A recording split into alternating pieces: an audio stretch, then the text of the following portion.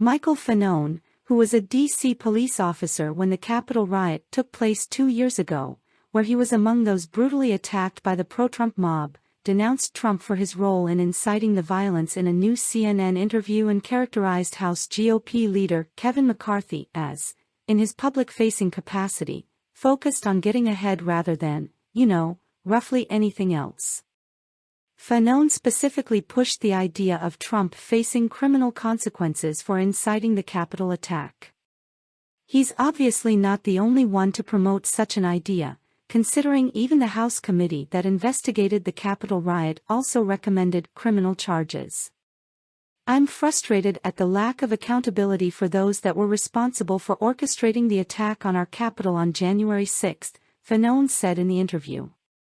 "We're 2 years out, and while we have cycled a lot of individuals through the criminal justice system that participated in the attack, Donald Trump is still walking around a free man.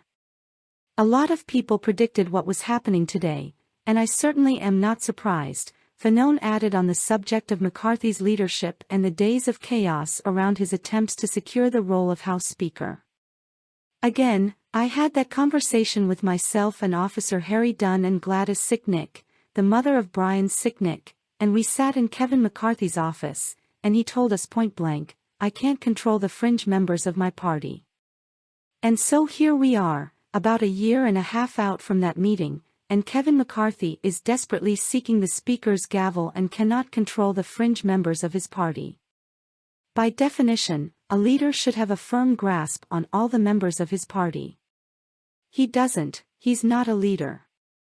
Asked about the infamous trip McCarthy took to visit Trump in southern Florida not long after the January 6 violence, a trip some have credited with providing a substantial boost to Trump's political career, Fanone credited the struggling House GOP leader's behavior to ambition evidently no matter the cost.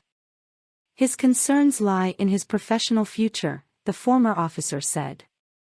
"He's the type of person who would, in the immediate aftermath of this historic event, the attack on our Capitol, would lay the blame at the foot of the president, former President Donald Trump, and then when he saw it as not being politically advantageous, he goes down to Mar-a-Lago, kisses Donald Trump's ass, and here we are."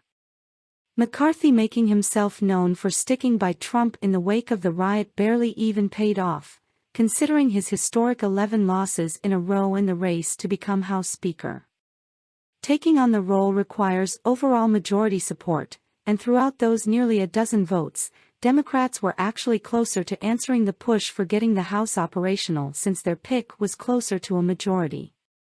It would depend on how involved figures might break down and prioritize their partisan versus institutional interests, but moderate Republicans could have supported Hakeem Jeffries at any juncture in an even less numerically strenuous gesture than Democrats flipping to McCarthy in sufficient number for a victory, and besides, Kevin's stances set off serious partisan alarm bells.